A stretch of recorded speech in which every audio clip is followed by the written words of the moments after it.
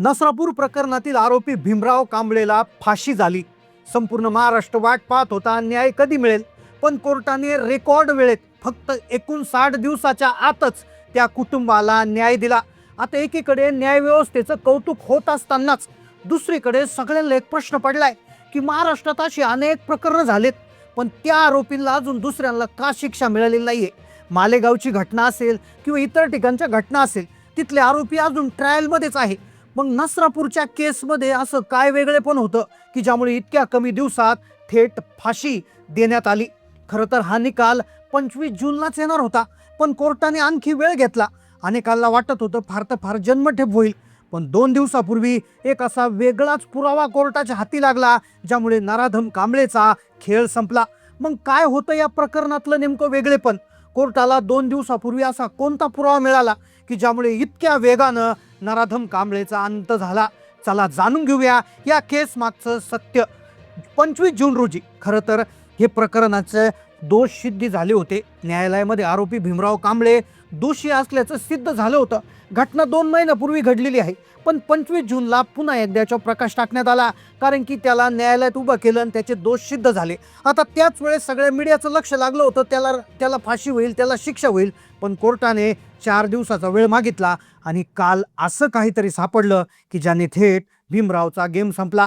मग आता भीमरावचा गेम का संपला? त्याच्या मागे काही वेगळी कारणं होती का? कोणता भक्कम पुरावा सापडला? मग बाकीच्या महाराष्ट्रातल्या केसेसमध्ये का असा निकाल होत नाही? त्याचं कारण तुम्हाला समजदार आहे। 29 जूनला आज निकालाचं वाचन झालं। निकालाच्या वाचनावेळी न्यायालयात मोठी गर्दी, पीडितेचे कुटुंब, सामान्य नागरिक सुद्धा निकाल ऐकायला उपस्थित। निकालाचे वाचन करताना न्यायाधीश SR साळुंके म्हणाले, विशेष सरकारी वकिलांनी फाशीची शिक्षा सुनावण्याची मागणी करण्यासाठी सर्वोच्च न्यायालयाला 12 निकाल सादर केले, ज्यापैकी अनेक निकालांमध्ये फाशीची शिक्षा सुनावण्यात आली। हे निकाल नसरापूरच्या घटनेशी साधर्म्य आहे। काही निकालात सत्र न्यायालयाने दिलेल्या फाशीच्या शिक्षेला उच्च न्यायालयात स्थगिती मिळाली, पण सत्र न्यायालयाने दिलेली फाशी सर्वोच्च न्यायालयात कायम ठेवल्याची उदाहरण आहे। खरं तर आज जेव्हा निकाल द्यायचा होता त्यावेळेस 12 निकाल त्या ठिकाणी सरकारी वकिलांनी सादर केले होते आणि इथूनच गेम सगळा फिरणार होता, कारण की ही केस रेअरेस्ट ऑफ द रेअर मध्ये नेण्यासाठी 12 निकाल सादर केले आणि त्या निकालांवरून ही झाले। पण खरा 2 दिवसापूर्वी काय घडलं? अचानक ही केसमध्ये काय वेगळं वळण आलं की थेट एका मोठ्या शिक्षेचा निर्णय, तोही इतक्या कमी वेळात कसा काय घेण्यात आला? आता खरं तर याच्यामध्ये एक महत्त्वाचा मुद्दा होता की ज्याचा विचार केला गेला। आता सगळे पुरावे आधीच जमा झाले होते, सगळं क्लिअर झालेलं होतं, सगळे व्यवस्थित चित्र झालेलं होतं। ते जवळपास 25 जून रोजी सगळं क्लिअर झालं होतं। पण प्रश्न हा होता, जन्मठेप की फाशी? कारण की बरेच प्रकरणं अशी आहेत की जे पेंडिंग आहेत, तारीख पे तारीख सुरू आहे। मग या नेमकं याच्यात काय होणार, अशा प्रकारचं त्या ठिकाणी हे चालू होतं। पण खरं तर आता याच्यामध्ये 3 महत्त्वाचे मुद्द्यांचा अभ्यास करण्यात आला।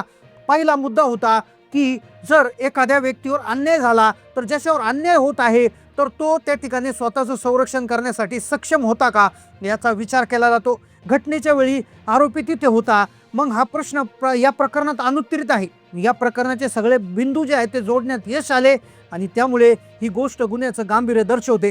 आता पहा, खरं तर अशा प्रकरणात समाजावर दुर्गामी परिणाम होत असतील तर फाशीच्या शिक्षेची तरतूद आहे, पण आता बरेच प्रकरणं पडलेले आहेत, तर मग सगळ्या प्रकरणाने समाजावर परिणाम होतोय, पण याच्यात नेमकं असं काय वेगळं सापडलं की ज्यामुळे हे प्रकरण रेअरेस्ट ऑफ द रेअर आहे का, हा प्रश्न त्याच्यात निर्माण झाला। या प्रकरणात आरोपीविषयी सगळे पुरावे होते। स्वतःचं जे हे करण्यासाठी आरोपीने कृत्य केलं। वयाव्यतिरिक्त आरोपीला मात फी देण्यासारखं काही नव्हतं। घटना झाली त्यावेळेस जे ज्याच्यावर अन्याय झाला तो असहाय होता। आरोपीचा पूर्व इतिहास गंभीर होता। गुन्हेगारी पार्श्वभूमी असल्यामुळे आरोपीला भीती नव्हती, काही होणार नाही याची खात्री असल्याने त्याने तो गुन्हा केला, धजावला। आरोपीचं जे कृत्य होतं ते अत्यंत निर्दयी होतं। पीडितेच्या कुटुंबियांनी आरोपीला त्यांच्या हवाली करा अशी मागणी केली होती। त्यांचा कायद्यावरचा विश्वास उडाला होता। तसेच आता खरं तर इथपर्यंत हे प्रकरण सगळ्यांना माहिती होतं, आरोपी शिक्षेस पात्र आहे, पण आरोपीला फाशीची शिक्षाही अपुरी आहे, कारण की त्याने एका वृद्धेवरही हल्ला केला होता। वयाच्या 53 वर्षी त्याने एका म्हणजे कुटुंबातलेच एका त्याच्या नातेवाईकातल्या याच्यामध्ये एक असा प्रकार केला होता, असंही त्याचा इतिहास चेक करण्यात आला। 25 जूनला झालेल्या याच्यामध्ये जे वकील होते, सरकारी वकील अजय मिसर यांचे पीडित कुटुंबियांचे जे वकील होते विपुल दुशिंग यांनी आपल्या युक्तिवादात आरोपीला मृत्यूदंडाची शिक्षेची मागणी केली, कारण की वेगवेगळे पुरावे तिथे समोर येत होते। पण आता इथे परत प्रश्न तोच होतो की 59 दिवसात न्यायालयाने कसं काय हा निकाल दिला? ही केस रेअरेस्ट ऑफ द रेअर आहे का? मग याच्यामध्ये काय करण्यात आलेलं आहे? आणि आता पुढे याला पुढच्या कोर्टामध्ये याला तो न्याय मागू शकतो का, दाद मागू शकतो का? तर हे पाहण्यासाठी आपल्याला तो सगळा घटनाक्रम समजून घ्यावा लागेल.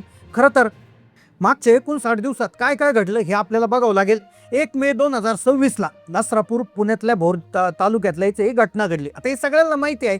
2 मेला भीमरावला अटक झाली. त्याच्यावर अनेक गुन्हे त्या ठिकाणी दाखल करण्यात आले. जवळपास सगळे त्याचे कपडे बिपडे सगळ्या गोष्टी जमा करण्यात आल्या. 16 मे रोजी फक्त 15 दिवसात तपास करून विशेष न्यायालय पोलिसांनी 1200 पानांचं दोषारोपपत्र दाखल केलं.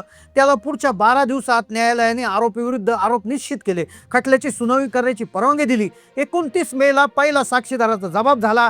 आता 18 जूनपर्यंत या प्रकरणात 55 साक्षीदारांची साक्ष घेण्यात आली होती. 19 जूनला आरोपी भीमरावचा जबाब घेण्यात आला. तो जबाबही फार विचित्र होता.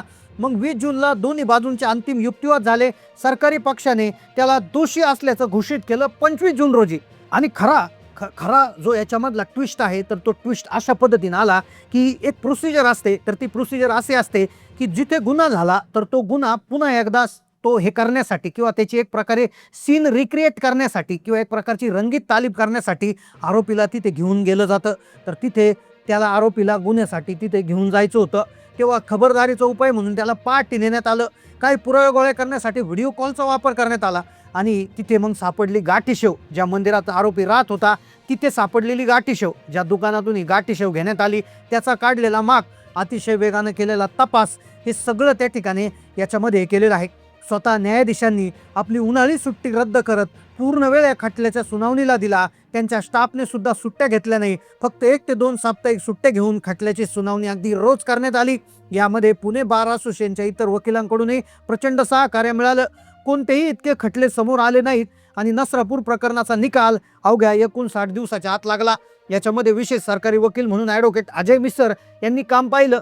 तर त्या कुटुंबियाकडून ॲडव्होकेट विपुल जोशी, ॲडव्होकेट मयूर दोडके, ॲडव्होकेट मनीष पांडेकर आणि ॲडव्होकेट अनिश पांडेकर यांनी काम पाहिलं. या प्रकरणात विशेष सरकारी वकिलांनी सचोटीनं पाठपुरावा केला. पोलिसांनी उत्कृष्ट तपास केला. फॉरेन्सिक टीम, डॉक्टर, सायबर एक्सपर्टने चांगली कामगिरी पार पडली आणि खरंच त्या अभिमानासाठी पात्र आहेत असं म्हणत न्यायाधीशांनी सगळ्यांचं कौतुक केलं. खरं तर याच्यामध्ये ही केस रेअरेस्ट ऑफ द रेअरमध्ये गेल्यामुळे हा एक प्रकारे निकाल देण्यात आला. केस रेअरेस्ट ऑफ द रेअरमध्ये जाते म्हणजे दुर्मिळातली दुर्मिळ केस जेव्हा जाते तेव्हाच फाशीचा निर्णय घेतला जातो. आणि पुरावे अशा पद्धतीनं मिळाले, अशा पद्धतीनं तपास केला, अगदी हुशारीनं तो तपास केला आणि अगदी त्याला त्या पद्धतीपर्यंत नेण्यात आलं आणि त्यामुळे हे शक्य झालेलं आहे. नक्कीच या निकालामुळे एक मोठं उदाहरण त्या ठिकाणी तयार होईल आणि अशा प्रकारचे जे कोणी कृत्य करण्यापासून नक्कीच याच्यामध्ये या निकाल रोखू शकतो अशी आपण आशा करतो. तर या निकालाविषयी तुम्हाला काय वाटतं नक्की कमेंट करून कळवा. चॅनलला नवीन असेल तर सबस्क्राईब करा. धन्यवाद.